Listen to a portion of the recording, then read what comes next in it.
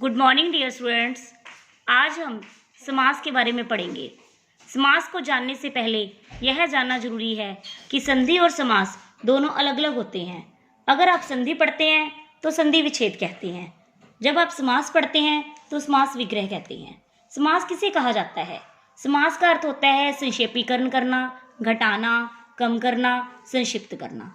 दो या दो से अधिक शब्दों को मिलाकर एक सार्थक शब्द बनाने की प्रक्रिया को समास कहते हैं। अर्थात दो पदों का ऐसा संक्षिप्त रूप जो पद के समान अर्थ धारण करे। व्याकरण नियम के अनुसार एक ऐसा संक्षिप्त रूप बनाना जिसका सार्थक अर्थ हो। ऐसा न हो कि अपनी मर्जी से आपने संक्षिप्त रूप बना लिया। अब पद क्या होता है? अगर कोई शब्द का प्रयोग स्वतंत्र रूप में किया जा रहा है तब तक वह शब्द कहलाता है। अगर वह शब्द वाक्य में प्रयोग हो रहा है और दूसरे शब्दों के साथ मिलकर अन्य नवीन शब्द भी उत्पन्न कर रहा है तब वह पद बन जाता है। अब समस्त पद किसे कहते हैं? समासिक प्रक्रिया के बाद बनने वाला नया शब्द क्या कहलाता है? समस्त पद। समस्त पद को समासिक शब्द भी कहा जाता है। जैसे गंगा का जल, गंगा और जल इन दोनों को मिलाकर गंगा जल समस्त पद बन रहा है। लाल है जो किला, लाल और किला इन दोनों को मिलाकर क्या बन रहा है? लाल किला समस्त पद बन रहा है। अब समास विग्रह किसे कहते हैं? समस्त पद का विग्रह करके उसे पुनः पहले वाली स्थिति में लाने को क्या कहते हैं? समास विग्रह। जैसे समस्त पद है जन्म रोगी, हमने उसको तोड़कर क्या बना दिया? जन्म से रोगी, समास विग्रह बना दिया। और देशभक्ति, देशभक्ति का समास विग्रह क्या करके क्या बनाया? देश के लिए भक्ति। अब समास, समास में पदों की प्रधानता।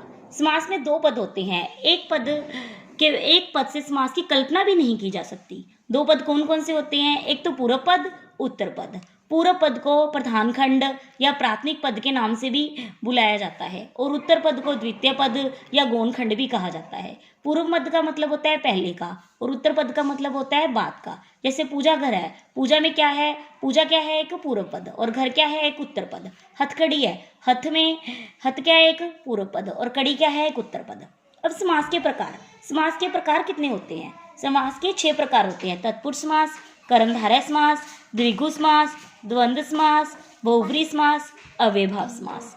द्विगु समास और कर्मधारय समास को बाद में जोड़ा गया। आओ समास के भेदों के बारे में पढ़ते हैं। पहला, द्वंद्व समास। जिस समास के समस्त पदों में दोनों ही पद प्रधान होते हैं वहां द्वंद्व समास होता है। इस समास में दोनों पदों को मिलाते समय मध्य स्थित योजक लुप्त हो जाता है।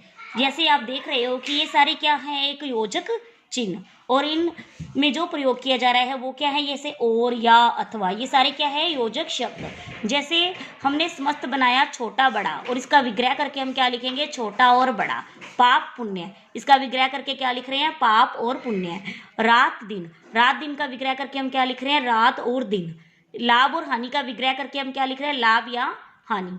देश और विदेश का देश अथवा विदेश। तो ये क्या है? द्वंद्व समास। अव्ययभाव समास। अव्यय समास, जैसे कि अवयव। अब आप पूछोगे अवयव शब्द क्या होता है? अवयव एक अविकारी शब्द है जिस पर संज्ञा, सर्वनाम या क्रिया के बदलने से कोई प्रभाव नहीं पड़ता। जैसे कि आप देख रहे हो राधा धीरे धीरे चलती है, मोहन धीरे धीरे चलता है, हम धीरे धीरे चलते हैं। इसमें राधा एक क्या है? संज्ञा। मोहन क्या है? एक संज्ञा। हम क्या है? एक सर्वनाम। चलती है क्या है? क्रिया। चलता है क्या है? क्रिया। चलते हैं क्रिया। तो ये सारे क्या है? आपस में बदल रहे हैं। परंतु अगर संज्ञा और सर्वनाम पर इसमें एक शब्द है जैसे धीरे धीरे, धीरे धीरे, धीरे धीरे, और संज्ञा सर्वनाम या इनके बदलने से इन पे कोई प्रभाव नहीं पड़ रहा। तो धीरे धीरे क्या है? एक अवयव, अविकारी शब्द है जो कभी नहीं बदलता। वह समास जिसका पहला पद क्या है? अवयव हो, उसके संयोग से सारा समस्त पद ही अवयव बन जाता है। जैसे कि आप देख रहे हो यथामिति, यथा क्या है? एक अवयव, और उसके यथामिति पूरा क्या बन गया? एक समस्त पद ही अवयव बन गया। और इसका विग्रह करके क्या लिखेंगे? मति के अनुसार।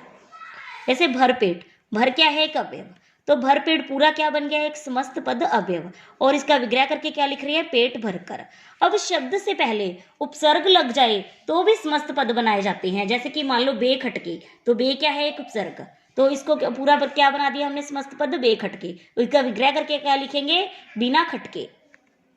अगर एक ही शब्द की पुनरावृत्ति की गई हो, यानी एक शब्द की दोहराई की गई हो, बार बार उसको लिखा जाए, तो भी वो क्या होता है, अव्ययीभाव समास होता है। जैसे कि आप कह दो रातों रात, तो एक शब्द की क्या है, बार बार दोहराई हो रही है, 2 बार दोहराई हो रही है, तो इसका क्या विग्रह करके क्या बनेगा, रात ही रात में। जैसे कानो कान, तो कान कान 2 शब्द, एक ही शब्द की बार बार प्रयोग किया गया है, तो क्या बनेगा, कान ही कान में। धन्यवाद।